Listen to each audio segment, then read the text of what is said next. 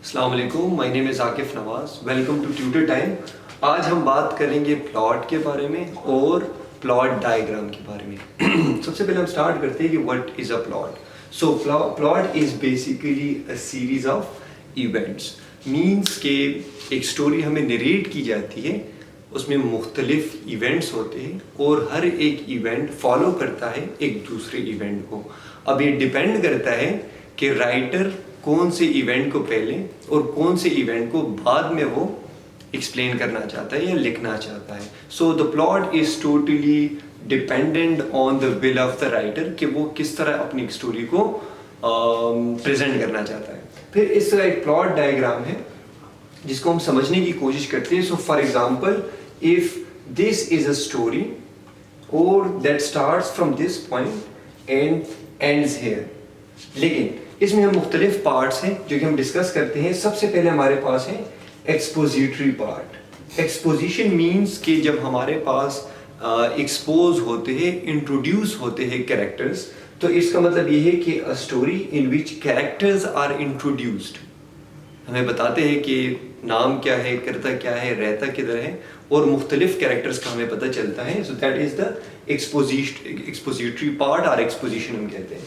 پھر rising action, پھر اس کا مطلب یہ ہے کہ انٹروڈکشن کے بعد ان کا آپس میں رشتہ کیا ہے اینڈ ان کے آپس میں کانفلکٹس کیا ہے، اس کا ہمیں پتہ چلتا ہے، اور ہلکے کانفلکٹس جو ہے وہ وقت کے ساتھ ساتھ بڑھتے جاتے ہیں، اینڈ پہ ہمارے پاس تھرڈ ون پہ آ جاتا ہے کلائمیکس۔ کلائمیکس جو ہے وہ سب سے زیادہ ایکسائٹنگ پارٹ ہوتا ہے اور سب سے امپورٹنٹ بھی ہوتا ہے، اور کلائمیکس کہتے ہیں کہ the highest point in tension, means کہ ایک سٹوری کا وہ پارٹ جس میں سب سے زیادہ ٹینشن کا ایلیمنٹ ہو۔ یوزولی آپ نے دیکھا ہوگا کہ موویز اگر آپ سینما میں دیکھتے ہیں تو جو انٹرول کا پارٹ ہوتا ہے، انٹرول کے پارٹ سے بالکل پہلے ہی ہمارے پاس کلائمیکس ہوتا ہے اور وہاں سے سسپینس ہمارے پاس شروع ہو جاتی ہے۔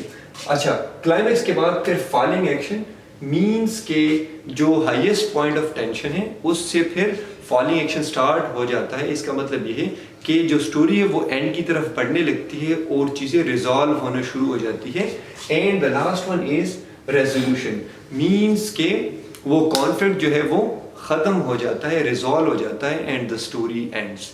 اچھا، یہ جو سیکوینس ہے ایونٹس کا کہ ایکسپوزیشن ہوگی، پھر rising action, climax, falling action and resolution, یہ ڈیپینڈ کرتا ہے رائٹر پر۔ کچھ رائٹرز ایسے ہوتے ہیں جو کہ بالکل اینڈ سے سٹارٹ کر دیتے ہیں، جس طرح ہمارے پاس مرڈر مسٹریز ہوتے ہیں جس میں جو ایکشن ہو جاتا ہے اینڈ والا، وہ سب سے پہلے ہمیں بیان کر دیتے ہیں کہ this person is killed, murdered, died, اور اس کے ریزنس کیا تھے۔ پھر اس کو فائنڈ آؤٹ کرنے کے لیے کبھی ہمیں ایک ایلیمنٹ کو سمجھایا جاتا ہے، ایک ایونٹ کو، کبھی دوسرے کو، تیسرے کو۔ سو اٹ ڈیپینڈ کرتا ہے کہ either that story is a murder mystery، suspense ہے، تھرلر ہے، یا خواہ جو بھی ہو۔ So this plot depends on the kind of story and it depends on the writer how he wants to narrate his story، اور ہر ایک کا ایک پراپر امپیکٹ ہوتا ہے اور ایک پراپر سیکوینس ہوتا ہے۔